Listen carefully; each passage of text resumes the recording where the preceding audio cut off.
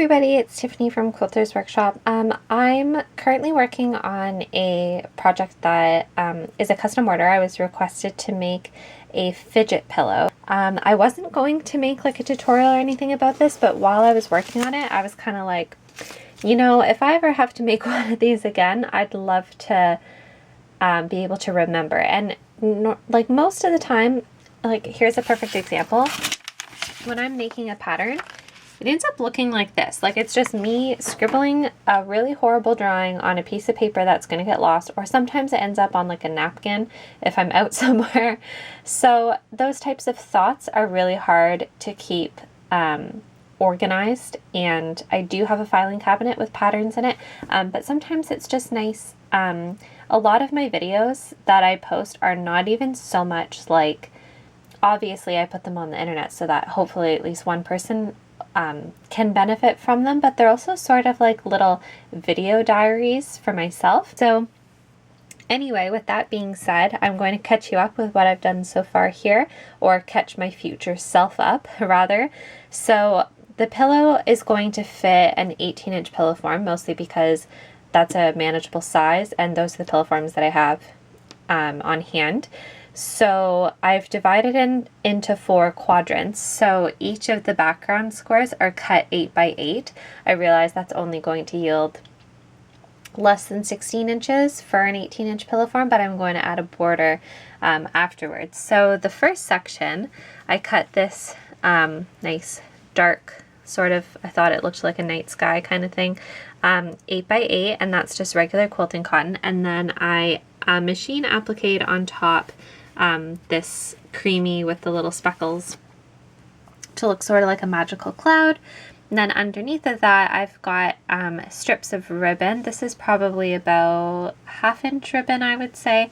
And I've put on, are these called pony beads? I think so. Over top of it.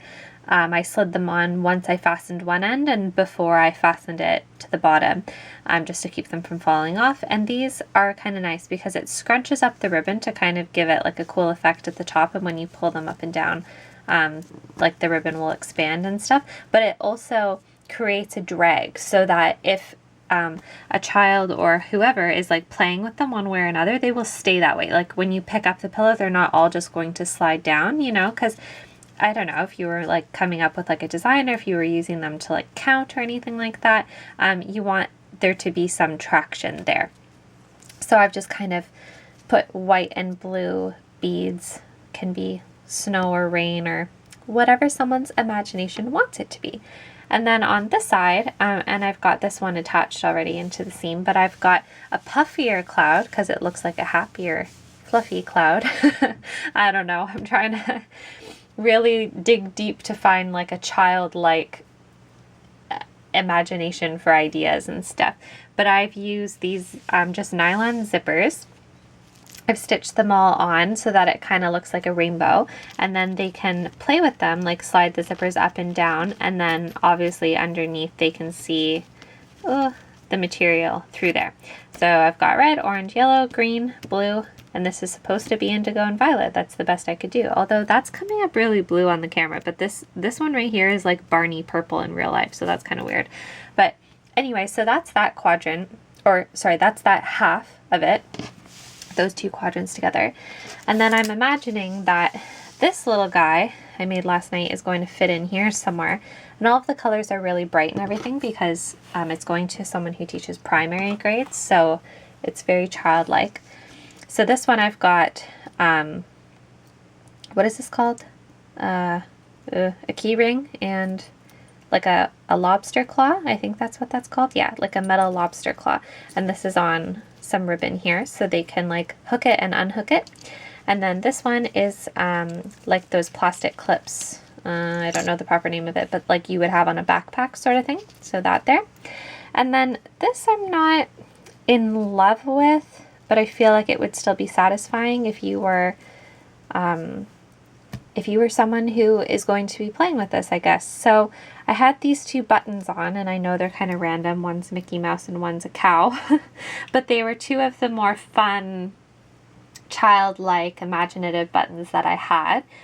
And I was sort of at first imagining that I would put like a loop around each one of them, but then I kind of decided that I could have this stretch of ribbon all the way across it, which might be kind of satisfying just to pull on or just to like stretch it in your hands. But then you can also put it in front or on top of or underneath the buttons. And like obviously this is curling in right now, but once this is sewn into the seams of the pillow and the pillow form is inside, it will puff out a little bit more, so it might be kind of entertaining to like to snap it. Do you know what I mean? Like if this is held down and you were like picking it up and snapping it, kind of like, do you know when you were little you used to use a tissue box to make like a guitar, and you'd stretch the elastic bands around it and then pick out the elastics and just snap them? I remember that being really entertaining, but this also won't be noisy as well because it'll be landing against the soft fabric, so it won't be distracting in a classroom.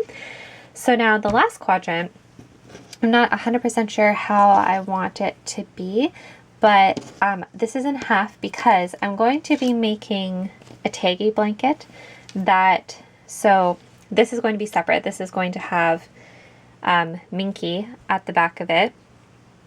And then once this is backed, like I've got the little loops on, but once that's together, I'm going to put that up there. And then I'm going to put this right sides together and stitch across so that when it's open, there's a seam. And then this whole square, like this plus the bottom, will equal 8 so that it'll fit into here.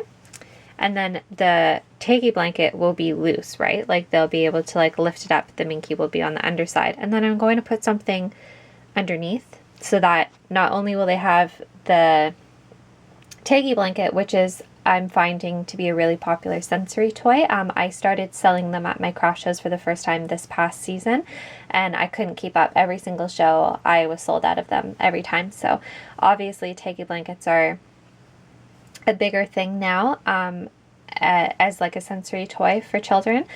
So I thought that would kind of be fun for it to be able to lift up and down, and they could also play with the ribbons on it and squish it and hear the crinkle, and like that in itself would be, you know, entertaining. But I'm wondering what I should put underneath of it so that lifting it up has a purpose. But anyway, that's where I'm at right now. Okay, so I have the little taggy blanket done now. For anyone that was wondering, I cut this piece of fabric 7 by 5.5. And then I cut the lengths of the ribbons 4 inches. And if you don't already know how to make a taggy blanket, I have a tutorial on how to make one, so just adapt the sizes, but you can see how I actually did it on my other video if you go to my channel. For this, I left the top open though. Like normally, if you watch the tutorial for the taggy blanket, you'll see that when I put the front and the back together and I sew around, I leave a hole to turn, but in this one I just left the whole top side open because we're going to be putting those raw edges into the seam over here. So it'll actually be less bulky if you do it this way rather than like finishing the entire thing off. And then for these two pieces that are going to end up being the background square for that quadrant, they're 8 inches long. This one's 2.5 and this one's 6.5, which I realize will be a little bit bigger than 8 this way once we finish, but it's better to have it a tiny little bit bigger just in case, so that you can have some room to make a little bit bigger of a seam allowance, and then you can just trim it down once you're finished. Alright, so I attached that on, put this into the seam, top stitched it. I think it's important when you're working on stuff like this that's going to be played with and loved. Make sure you use high quality products, make sure you backstitch, make sure you use good thread so you don't want it to come apart or anything. So yeah, so that's that square now with the taggy blanket, and you can hear the crinkling when you squeeze that, so that's fun. And obviously there's these little bits to fiddle and fidget with as well. Just need to figure out what I'm going to put there. Okay, so this is what I have now. So I ended up putting a little applique underneath of the taggy blanket bit. It's just really silky feeling, and there's a few different textures and stuff that I think I imagine would be fun to run your fingers over and feel that. And yeah, so those are all the pieces together, and then I also added a 2.5 inch border on just because I needed to get it up to the size to fit my 18-inch pillow form. And then I also top stitched along that seam all the way around. And then I'm going to be using this fabric for the backing. Thought it was really fun with the little ice cream cones and everything. So I'm doing an envelope back. So basically I cut off the material a little bit bigger than the front of the pillow when I do an envelope back. So this is about 18.5, so I cut this about the ice cream fabric about 20, and then I just cut it up the fold of the fabric so you have two separate halves. Hem it. So I've hemmed this one and I've hemmed that one, and then you just put them on your table pretty side facing up, and then you overlap the edges about 7 inches or so. So you can see that the fold is pointing that way and then this fold is pointing this way, so they overlap. And then I'm going to put the front of my pillow right sides down and just kind of center that where the hems are, like, so we're centering it here. So you don't want to, you're going to have excess on either end is what I'm trying to say. You're not going to put the front of the pillow towards one side. You're going to make sure that where the seams are here, and then you can feel the other one underneath there, you're going to make sure that those are centered in your pillow.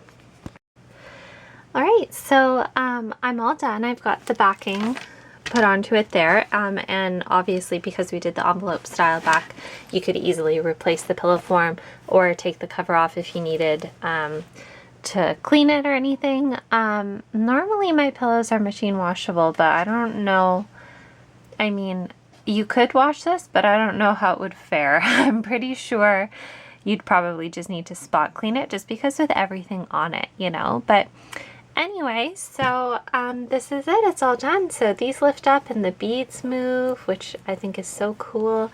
And then we've got all the zippers over here that you can move. And then we've got all of the different buckles, and this little bit worked out really well. I just feel like even just doing that is just so satisfying to me. And then we've got this little bit, which makes the little crinkling sound, and we've got a little elephant under there. He's really soft to touch and a few different textures on there, which I think is really nice. And then we've got, like, it's kind of hard to see it all at once, but we've got that colorful border all the way around. But I'm pretty pleased how this turned out considering I didn't have a pattern. And I think each of these blocks as well would be neat as those what are those called? Busy books? Quiet books. I think people call them quiet books. How like each page has like a little something different that you can do sort of thing. But I'm really happy with this. So if you have any questions, you can send me an email at quilters.workshop@gmail.com. And if you make one, or if you're inspired by what I came up with at all, you can tag me on Instagram or tag me on Facebook. All of my social media links are always in the description bar down below. And thank you so much for watching.